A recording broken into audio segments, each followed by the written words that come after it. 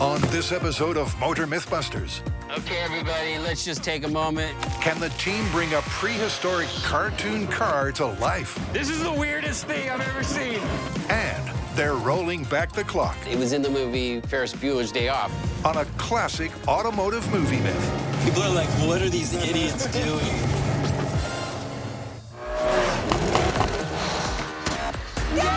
Meet the team. There's a potential that I could get electrocuted. With the mechanical expertise More oxygen, more fuel. That makes more power. to test all things automotive. It's almost like surgery. If I make a mistake, we'll blow up the engine. This is Motor MythBusters, This is our job! where science meets the streets.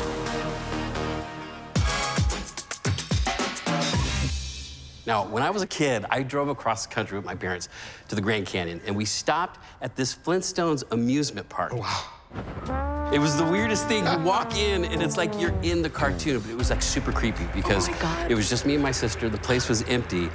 They had actually fabricated a Flintstones car. Wow. We got in, tried to push it, but it was, a prop. It wasn't going anywhere. But ever since then, I was like, someday I want to build that Flintstone car and see if it would work. That's what we're going to be testing in this myth. Do you remember that cartoon? But it might be before your time. I don't think I've ever seen it, but some pictures are like ringing true in my mind. All right, so carry on. It was the first animated sitcom. It beat The Simpsons by like 30 years. And it was basically set in the prehistoric times. You had cavemen, cave women. And it was a prehistoric fantasy land, but was infused with tons of modern technology that couldn't have existed at the time. Okay, so according to the cartoon, the Flintstones car was made of two giant stone roller wheels, a tree trunk chassis, and a convertible canopy. That's a heck of a lot of mass. The first part of this myth is to test if a heavyweight vehicle can overcome friction and inertia using foot power. And if it does move, the second part is to see if a rock-wheeled vehicle can handle running at the highway speed shown in the cartoon series. Fred was a really big guy. He was the biggest character in the entire series. He had to be at least 6 foot tall. All right, well, let's figure out how big we're going to make this thing. Yeah. And we're gonna sort of base it on the idea of Fred being 6 6 feet foot tall. Yeah. Okay. I mean, I'm guessing the diameter will be about 2 feet. So then it would have to be about 10 feet long. All right, so it looks like in the cartoon, the wheels are made of stone. Time out. With stone, it's gonna be ridiculously heavy, and then the rolling resistance will be off the scales. Getting it moving and stopping is going to be huge challenges. Fred used his feet to accelerate the vehicle and stop it. That's bananas. Was he barefoot? He was Yeah. barefoot. He had no foot protection whatsoever. But he How's had that massive impossible? feet. Okay. So that's a lot of surface area. And speaking of rolling resistance, I'm not seeing any bearings right here. Yeah, and- That looks like wood on wood. Isn't that how they made fires back in the day? Yeah. That's a great point. Is there steering? But maybe in the cartoon, it doesn't look like there's much to make it but it's- steer. Ooh, this is gonna be interesting. Yeah. I think this is going to be something for all of us to try to drive, because I don't think one of us alone is going to be able to get this car to move. What do you say? Shall we, yabba dabba do this? I thought you said you haven't seen the cartoon. A little research, you guys. You nailed it. You nailed it.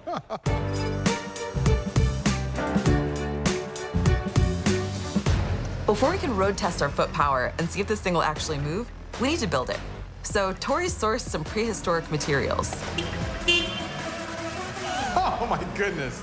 I got the perfect material for the wheels. Material for the wheels? Limestone. Okay. Okay. It's going to be perfect because it's going to be soft enough where I can actually, carve it into the shape that we need. Right. But it's going to be durable enough that we can use it as wheels. Oh, all right, sure. So I'm going to reinvent the wheel here. Literally. Fair enough. All right, what's up with these? The crystals? Oh. These are actually my tools. I'm going to use the quartz because it's going to be hard enough. I mean, I figured back in prehistoric times, they would have had primitive tools. Right. So the quartz would, I could use them as chisels to carve my shape.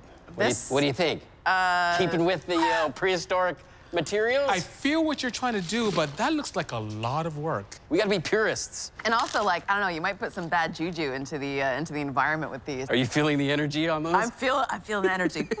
This is not gonna work. Too much work for Tori. No, this is gonna be awesome. Okay. So right now I'm just gonna do like a test just to see if I can cut a wheel shape and see if we can get going on this Flintstone I like vehicle. your vision. Oh, this is gonna be so awesome. Oh, that poor crystal. Poor Tori. Tori, you have your work cut out for you over here. It's gonna take him years to get that going. It's gonna be there forever. All right, so it's taken him a while. We don't have a freaking month here, and I don't know if I can find a piece of limestone that big. I hear you, and we need to work smarter, not harder. That's true. I think we should consider using concrete as an analog for limestone. That's And actually a really good idea because Why, we can thank mold it you. in whatever shape we want to. Very We're not true. gonna spend all day, like, shaping this thing with our hammers. And if we do something simple like a mold, we can get to a hardness that's very similar to that of Tori's limestone. Wheels are what, 24 inches? So maybe a 24 by 24 would be ideal. Yeah. But our Tori, ever the purist, isn't giving up without a stone-aged fight. So I went back and watched the old Flintstones cartoons, and it turns out they had modern tools. So forget the old stuff. I'm going with modern technology.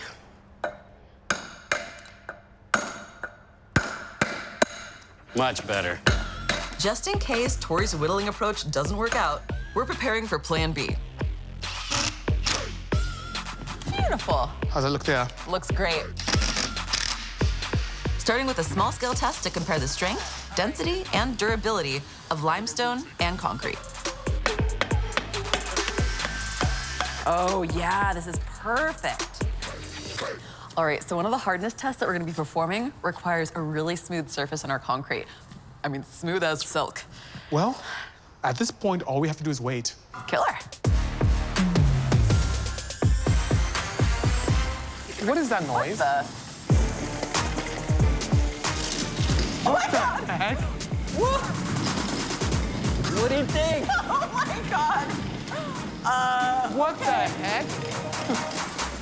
It's my Flintstone scooter. I Okay. could feel that in the ground. That's actually pretty crazy. sweet. Oh, I just wanted hey, to. those are your wheels. These are my wheels. I just wanted to do a job. proof of concept, but it took way too long. So I think I'm gonna scrap the whole limestone wheels for the Flintstone car. We might have predicted that would be the outcome Yeah. of your venture there. So I was trying to be a purist. we've got concrete in here. We're gonna just do some tests to make sure that this is gonna be similar hardness, Right. similar weight. Awesome. So yeah. Perfect.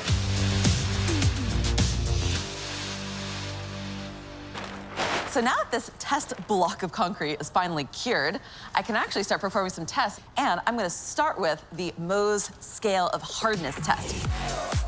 This is just gonna give me a good baseline of comparison. All right, limestone is first up. This simple test, using tools scaled from 1 to 10, increasing in hardness, is used by field geologists to measure and compare the surface resistance of rocks and minerals. Okay, very obvious to me that I'm scratching the limestone with the 4. Now I'm gonna use that exact same procedure on the concrete. This is a very definitive 4. So the surface hardness is just about the same, but how will they compare under compression? So the next test that I'm gonna be performing is the compressive strength of both of these materials with the Schmitz hammer. This is actually a pretty sweet tool. I'm stoked on this one. And there's a ram inside of here that's gonna be reverberating this little piece off of our surface, and it's gonna measure the rebound strength. That penetration resistance will tell us if either of these materials are likely to crumble under the weight of our vehicle. All right. So I was expecting these numbers to be a little bit more different, but they're really not. All right, our concrete mix matches the limestone perfectly and will totally give us consistent results for our full-scale test.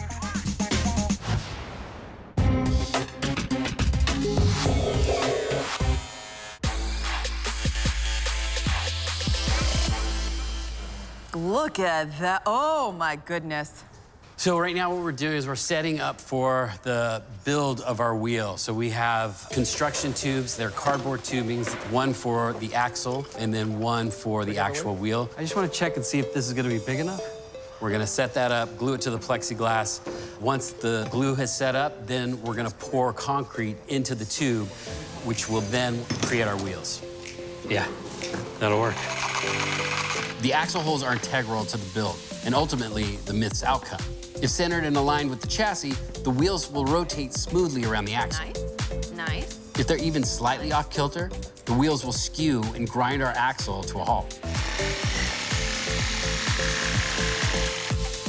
We are set. Whoa. Our concrete mold is ready to pour.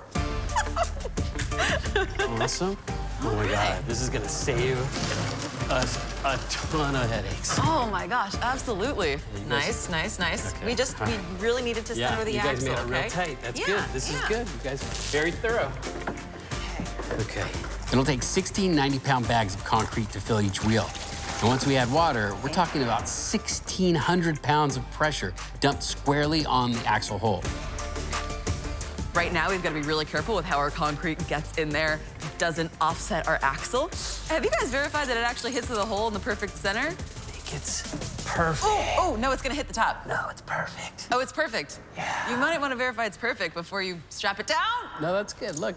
No. Yeah, it's a perfect Look at the top. Yeah, I know, but it's not going any farther. Okay. Look. Ta-da! I gotta trust these guys, I guess. All right, okay, fine. All right, that should be good. Easy. Don't dump it on me. Now, we also gotta make sure that we pour it nice and slow so that Sorry, our axle doesn't move. I was just trying to get it to release from the barrel. My bad. Do you want to start vibrating the concrete? It'll get rid of all the air bubbles. That's going to help the aggregate pack tight, so it's more dense and durable.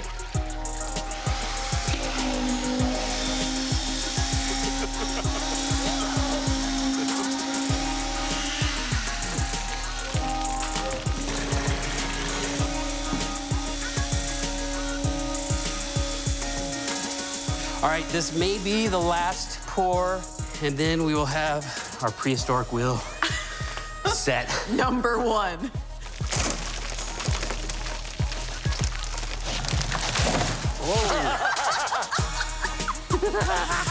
I'm gonna spin it towards you. Oh yeah, that's nice. Even distribution, I like it. Okay. It's looking pretty spot on, Tori. Yeah, okay. Well, that was hard, but we got the mold filled with concrete. We got our first wheel. One down, one more to go. Yeah. Whose idea was this? I'm gonna wear a tarp next time.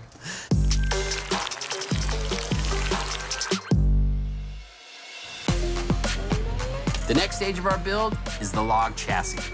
We've sourced some locally fallen trees to match the specs of the original Flintmobile and provide support for our massive concrete wheels.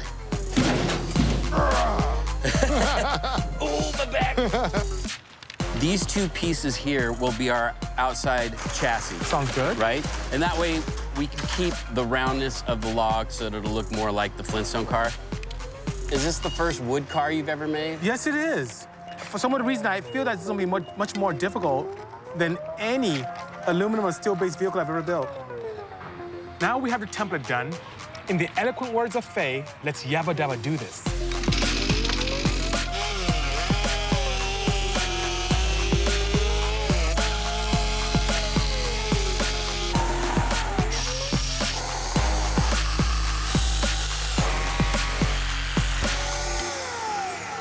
So the Flintstone car is coming together beautifully.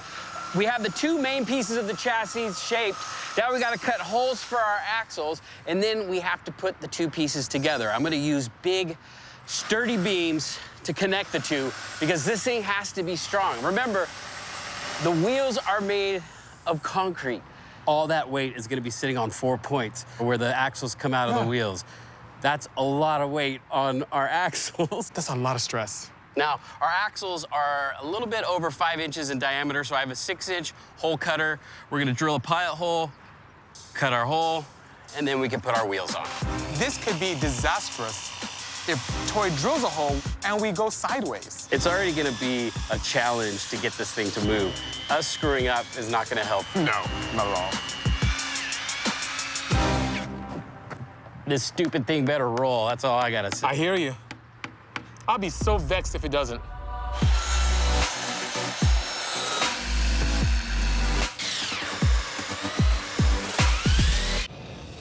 Something really bad happened to me not too long ago. What?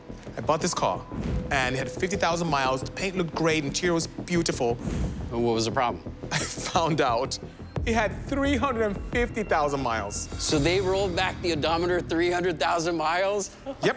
And around the world, people lose millions of dollars a year to Odometer fraud. Huh. So I had to figure out, okay, how do they do this? So I put this contraption together, and as you said, go forward, right? Yeah. And it's counting, it's going upwards, yeah? Right. But I go backwards. It's not going in reverse. It's not, so No. how did they do it? I don't know. What do you think? I don't think it's... I don't think it's possible. Well, why don't we do this? Why don't we get a bunch of different cars, put them in reverse, let them run, and Okay. see if the odometer rolls back. That may be a good myth, actually. Can we turn back miles by going in reverse on a car? Well, here's a classic myth. Want to shave some miles off your car? Simple. Drive it in reverse. I mean, it's so much in our culture that it was in the movie Ferris Bueller's Day Off, where they had a bunch of miles on their car and they thought, let's put it in reverse and we'll get those miles back. It's a classic caper, but we chose not to buy the clip. And Ferris Bueller's Payoff covered the cost of an 80s Caddy with mechanical odometer and a Honda Hybrid with digital readout. This 85 vehicle here and this newer 2011 Hybrid, I think we should jack it up, get the drive wheels off the floor, drive it in reverse. We'll put a brake on the gas pedal and let them run. Oh, no, I don't want to do the brake thing. I think that's a great idea.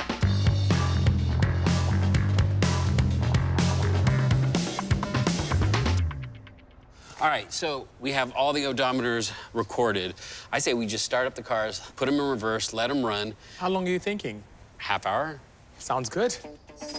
All right, are we sure that these are front-wheel drive? We'll find out in a second, won't we? That's hauling. That thing is fast. I'm gonna go into CRZ. Cool.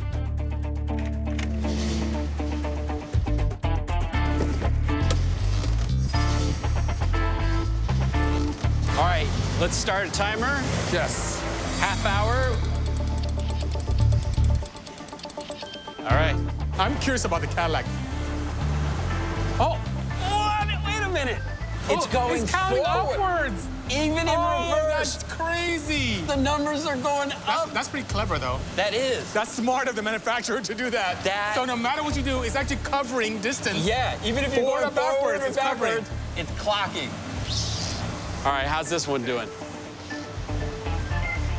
It's going upwards. Yeah. Okay. It's going up. All right.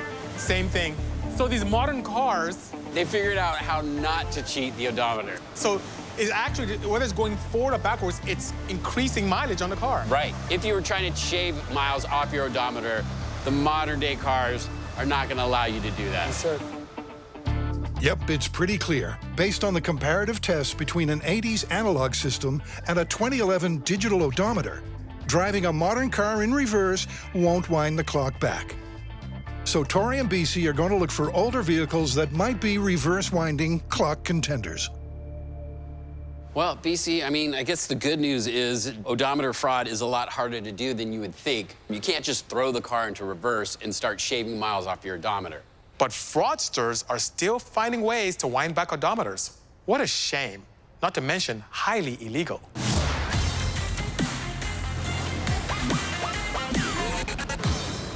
You know, every day millions of people drive their cars and they look at their gauges, they see the speedometer, the odometer go up. Right. And they have no idea what's going on behind the scenes. So this is a perfect representation So we've broken of what's down. in the car. And this is a transmission out of is an correct. old van. That is correct. All right, and so now right here, this is the cable that's connected to the odometer. Yes, and there's a reed wire that goes all the way to the odometer. Yeah. And as it spins some assemblies inside the gauge cluster as well. So as this is rotating, it's actually spinning this cable, and that's turning our odometer. Yes, it does. You know what is shocking to me is the fact that they're using plastic gears. to spin that cable. You know, forces are not exerted on those gears, and it's much more cost-effective for the manufacturers to use such components. Yeah, I just feel like something as important as knowing the miles on your engine. A gear like that, I feel like if it, broke a tooth, now you're gonna start skipping miles. It's really robust, but tell you what, when I build your car, I'll use titanium. How's that? I feel better already. All right, good. go ahead and hit the gas. Allow me to demonstrate. Hit the accelerator. Sounds good. The gas. All right, so that's the transmission is just spinning, and that's spinning this gear. And inside here, there's a cable that's spinning and attached to the odometer. You see the miles moving up. All painful. right, well, why don't we see if we can actually break into an odometer and roll back the numbers? Remember these words, folks. It's illegal to roll back your odometer. So there's basically two types of odometers, digital and mechanical. I want to explore the electrical side of things. Okay, and I'll look at the mechanical. Sounds good. So what I have right here is a mechanical odometer from the 1980s. And I have the cable attached to a drill just so you could see the mileage increase. Now, as I'm spinning the cable, it's recording those miles. Now, the top part, that is the trip mileage. Down at the bottom is the mileage of the overall life of the engine. So right now, I have 322 miles on this odometer. So what I'm gonna do is see if I can open this up and figure out a way to roll that 322 miles back to zero.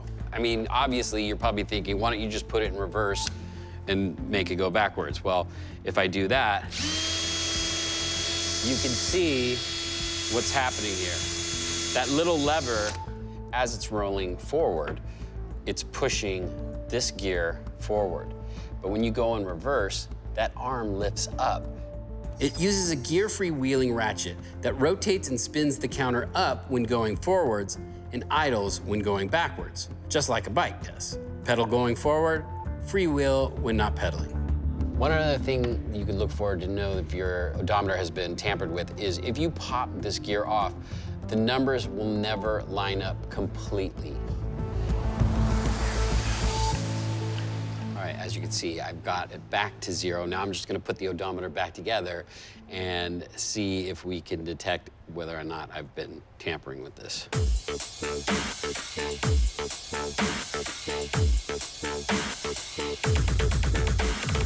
Now that it's back together, let's just do a test.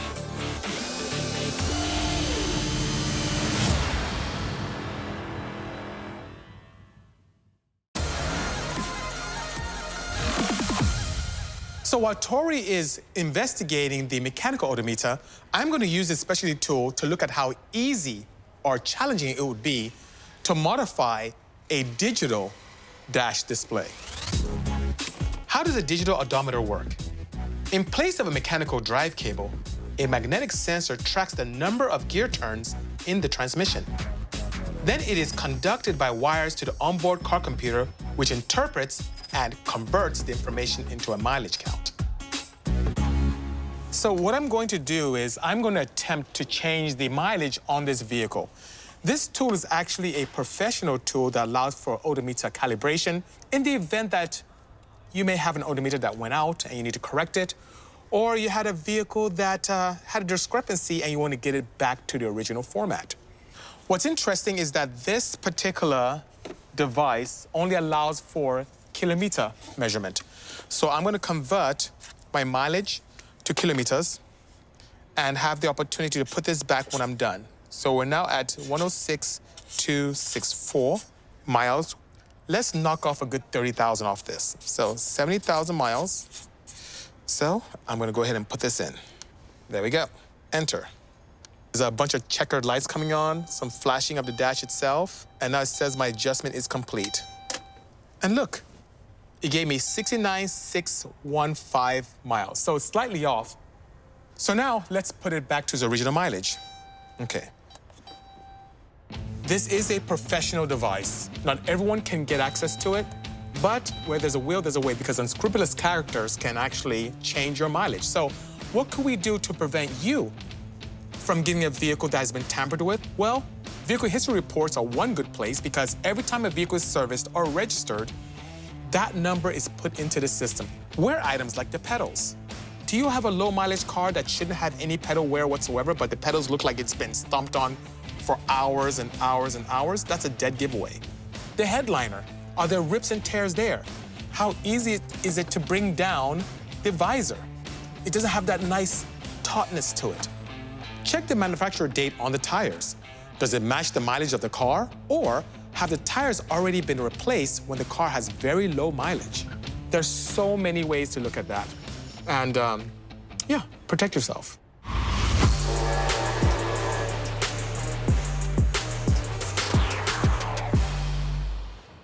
So how did your experience go with the digital odometer?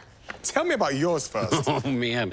So it was unsettling how easy it was to pull this thing apart. And then I was actually able to roll it back to 0. And I put it back together, and I thought, this is like too simple. I mean, we're basically showing people how to change an odometer. However, watch what happens after I put it all back together.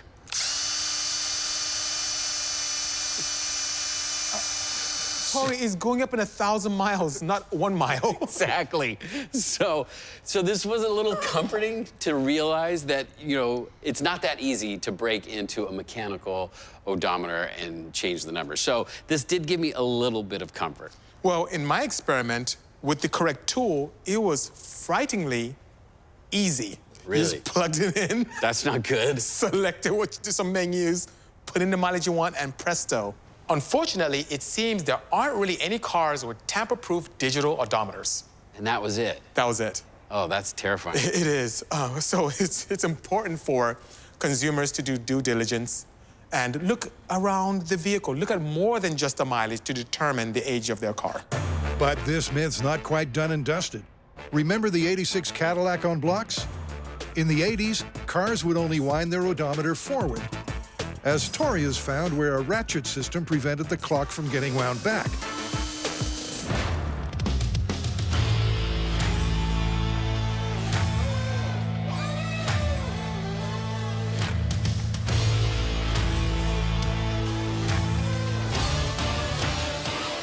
I can't believe the producer's letting us drive his car. Backwards, no less. I guess you want to drive. Yes, I do. All right, let's go. It's like some 70s cop show. Hit it. There's a crime in progress. Oh. Feel that rumble? Yes. Yeah. He's very concerned about us. We'll be fine. Don't worry. I don't need a guide to get out of a garage. BC drives backwards all the time. Yep. He's super protective of his car. You look nervous. Go easy on her. She's old. And, you know, there's parts that, you know, might break because she's old. So let's take it real nice and easy, okay, guys? Of course. What could possibly go wrong? Nothing at all. We're driving backwards. How fast are we gonna be able to go? Well, you'd be surprised in this old beaut. All right. I'm gonna take off. He's talking too much. Look at him, he's so concerned. All right. You ready to see if this thing rolls back? I mean, I can't. I'm having a hard time believing that. Well, we'll find out now. There we go. You ready? Okay. All right. Go. So right now, we are at 96,486.9 miles. Barely broken in.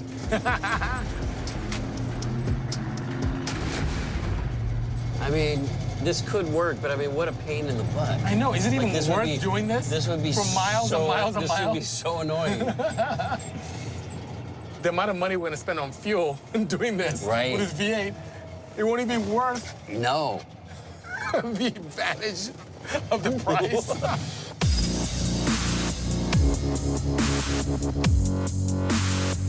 Oh, that sounds good.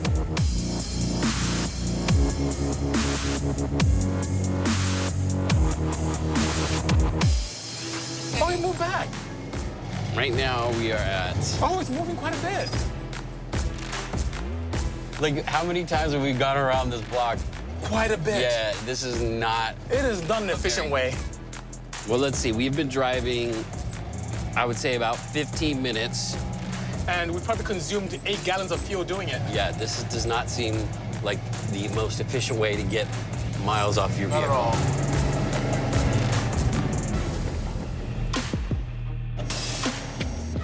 We didn't hit anything. Yeah, she's in good hands. Everything went well. Yeah? She runs like a grizzly bear. Yeah. Smells like one, too. Okay. Yeah, thanks. Everything's fine? Yeah, Everything's it's fine. actually, we've shaved a couple of miles off your odometer. Yeah. So these pre-70s old-timers will wind the clock back in reverse. In the GTO, the fixed gear system with no freewheel cassette means the odometer is mechanically connected directly to the drive shaft. Reverse and 1 mile traveled means 1 mile off the clock. And then that cable drive was universally replaced by the 80s. Electromagnetic sensors count each drive shaft rotation as additional mileage. Forward or back, the miles go up. All right, BC, when we drove that GTO in reverse, we were actually able to shave miles off the engine. So, how are we gonna call this myth? Well, we did test vehicles from the 80s and then 2000s, and it seems like going backwards didn't make the numbers go down. It's painfully obvious that manufacturers went out of their way to make odometers a lot more sophisticated. All right, so cars made after the 80s, it's not gonna work so much. However, old school cars from the 60s, like the GTO, can. So I think we're gonna have to call this one plausible. I agree. Plausible it is. Sounds good to me.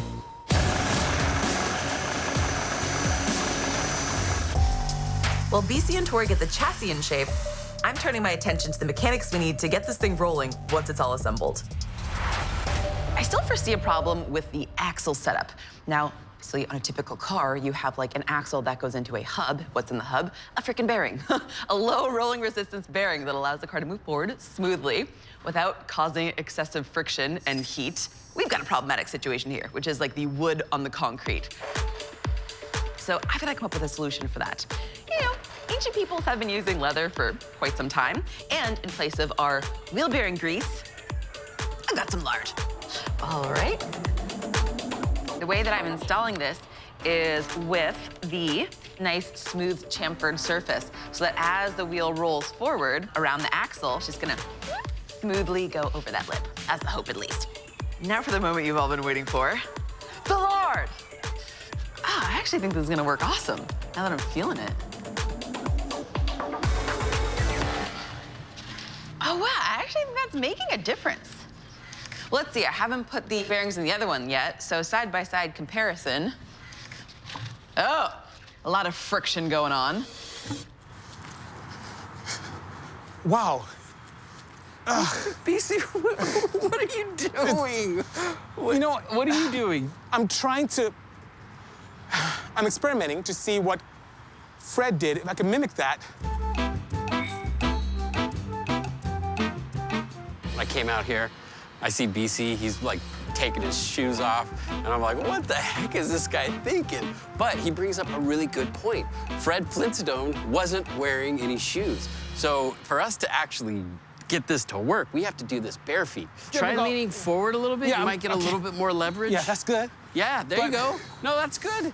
I didn't get much up to speed, didn't have good adhesion to the tarmac. And they just went, Yeah, just like, yeah. But I don't have much traction. Okay. You know what we should also test? This is a braking system.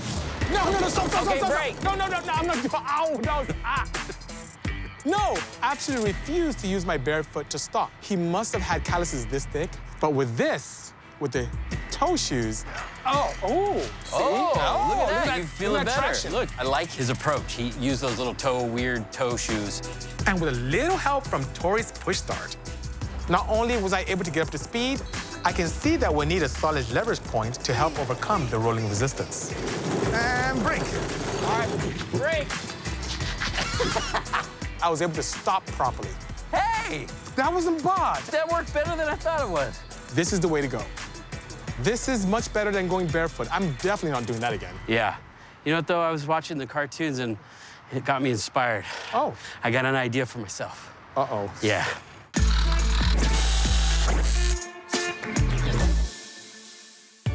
Fred's feet are ridiculously large, and I think that could be the secret power we need to drive the Flintmobile. So I got some clay. I'm gonna sculpt a foot, make a mold, pour it in rubber, and then I'll have some ridiculous Fred Flintstone feet. This is gonna be hilarious.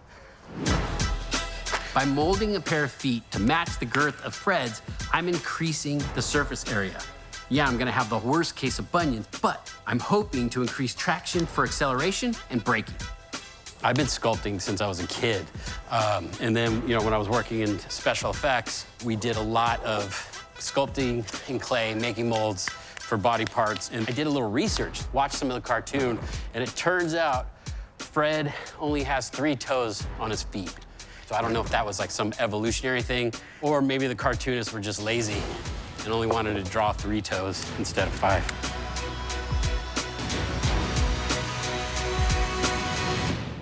So it's been an hour since I poured the foam. It's the moment of truth. Let's see how our Flintstone foot turned out. Oh, yeah. Oh. And there you have it, a Flintstone foot.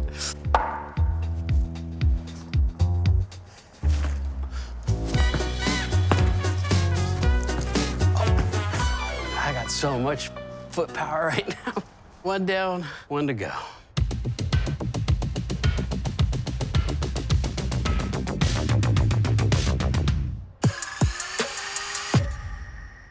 Take it nice and slow. Now it's time for final assembly before the Flintstones car can make its debut on the street. Keep going. Right there. These concrete wheels must stay in the molded tubing for protection until our maiden voyage. Look at this for a second. It's awesome. It's coming together. Oh my goodness. But the chassis and the axles need to be pre-assembled and the wheels aligned. In the cartoon, it looks like it has like 2 rows of seats. Yes. So Yeah, the back they carry row people. and the front row. Yeah, it was a prehistoric sedan. In the cartoon, the illustrators occasionally adjusted the car to suit a scene. It could be a 2-seater, or sometimes it carried 6 passengers and a dinosaur. For our test, we'll all sit up front to maximize the available foot power. And we're gonna have a steering wheel and a dash, so we'll have something to push off on, right? I think we need to go a little more further back. Yeah, let's try it. Oh. All right, ready? Yes. Yep. Set, go. Oh, that's better. Oh, yeah. This is goat rawhide. It's almost like tape creating that nice Yeah, that's bond. pretty good. I keep worrying about, like, the angles need to be perfect. The symmetry needs to be perfect. No, it doesn't. It's a Flintstone car. There weren't any steering or electrical components to house way back in 10,000 BC. And although we're only testing the car's ability to run in a straight line, our dashboard still has an important job. Now, it's not just aesthetic. This one actually has to be structurally strong because we're gonna be pushing all of our force on it to get the car moving. If this thing's weak, this thing could just break forward and we're not going anywhere.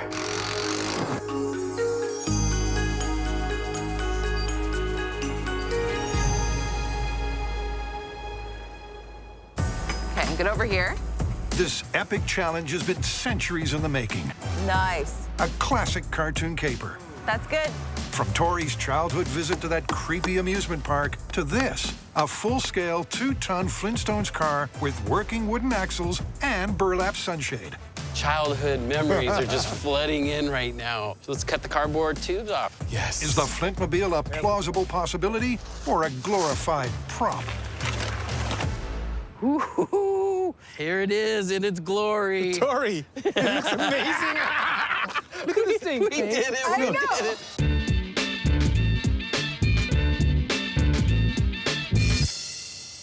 Well, we can't forget this. Oh, that looks good. Oh, Beautiful. yeah. Well done. I like it. You guys, this is just, like, it turned out way better than I imagined. Faye, the canopy is wonderful. Oh, thanks. And your little rear window, I mean, it matches the cartoon perfectly. All right, so we actually gonna put this thing to the test? Yeah, Before we do drive it, we have a surprise. yeah. It might make it easier for us to get this thing moving.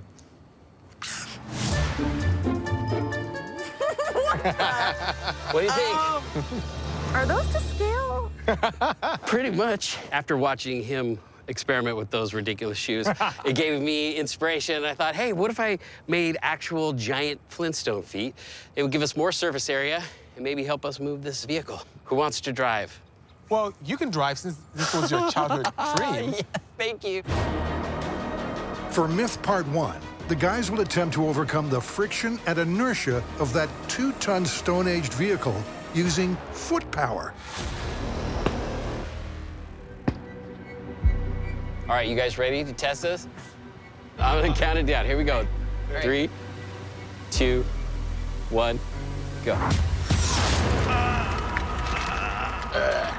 Oh my God. Okay, now do I say I told you so?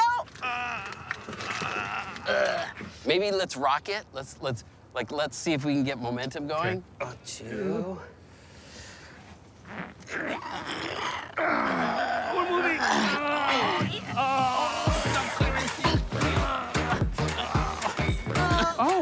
We'll be at, okay. Oh, look at it, it's working. Oh, it's moving. We'll be at work in no time. I get my butt up the seat. Yeah. All right, let's try standing. All right, hold on. Yeah. Yep, okay. Now we're up to speed. All right, Please sit ready, down. sit. Look at it, it's perfect. Oh my God, it's amazing. Oh no! Oh no, my big feet are getting in the way. Stupid feet. We have to do momentum. Let's try it again. Okay, sit down.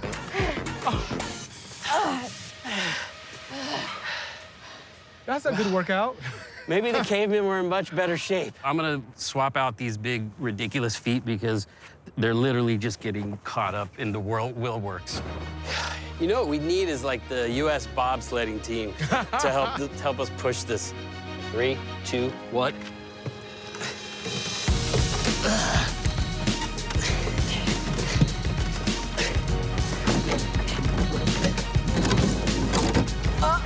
What's up?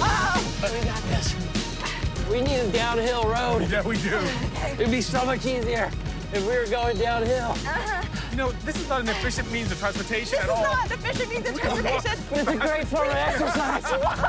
By the time we get to work, we'll be ripped. Okay. All right, Okay. all right, let's coast. Isn't that nice? Oh, I feel that. A few seconds of coasting. Oh, That was heaven. Faye, do you feel that burn? My legs Yes, are. my quads. Yeah.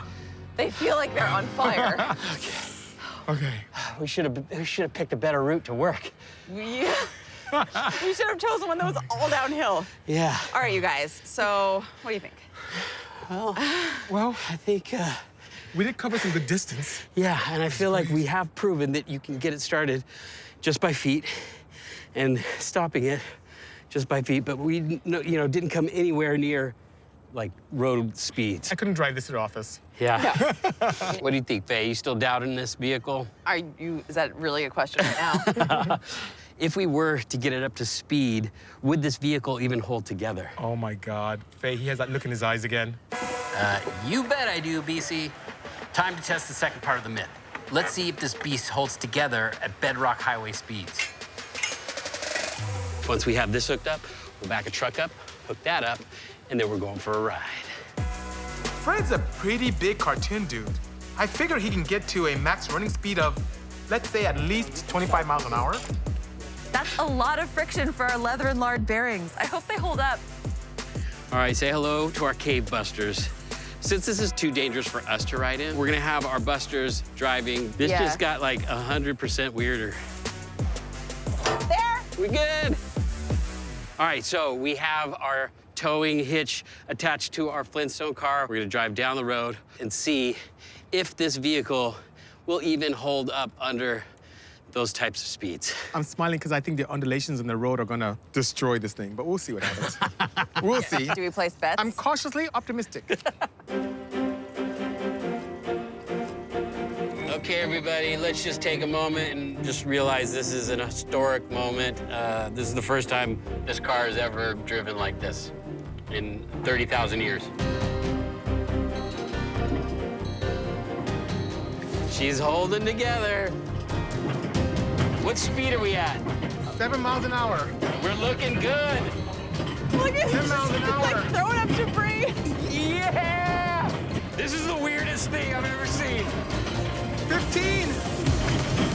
What's that back feel? This thing's back. part. Look at that wheel. Slow down, slow down. Let's stop and take a look at what happened. So, this thing was bouncing around. Okay. What did you get up 15. to? 15. Oh, we lost our backseat driver. Oh. That's the problem. Maybe that's what That was happened. the problem. Because So, this thing was bouncing around like yeah, because we lost one of our crazy. busters. So our backseat driver got dislodged and got actually stuck underneath the back wheel. And that's when the back end of the car started Sorry, bouncing. Buster. So we're gonna remove him and go for another test. It's working! This is it. We're going for the running road speed of 25 miles per hour, just like Fred in the cartoon. All right, DZ. How fast you going? 5 miles an hour.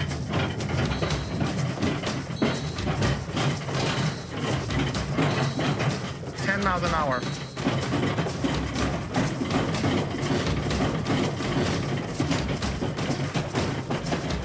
Oh my God, look at the back axles. Yeah, it's... Oh, the pin's about to come out. The pin's about to come out on this side. 17 miles an hour. Little pieces of debris are coming off the wheel. What did we get to? It was too much. All right, why don't you go ahead and stop it? We'll take a look. Giant chunks of concrete were coming off the back of the wheel. I saw that, and that's why I pulled back a bit. I had to stop because I felt immediate instability and... That pin flew off. Oh my God! no. We split the wheel. Oh my God. No Oh, wonder. That's Oh. awesome. This makes me so happy. What did we get up to? 18 miles an hour. And all you need is a straight commute to work. Yeah, you're and good you're to good to go.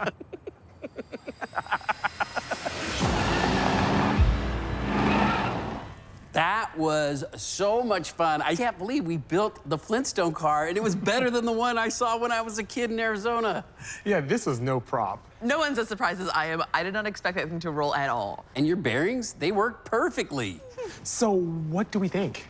Well, I feel like the first part of this myth is plausible. We were able to start it with our feet and stop it, and we got the vehicle to roll. Yes, I agree. However, the second part is totally busted. There's no way that it's practical to run this thing on the highway. I agree. When we got that thing up to speed, it pretty much self-destructed. Yeah. That was awesome.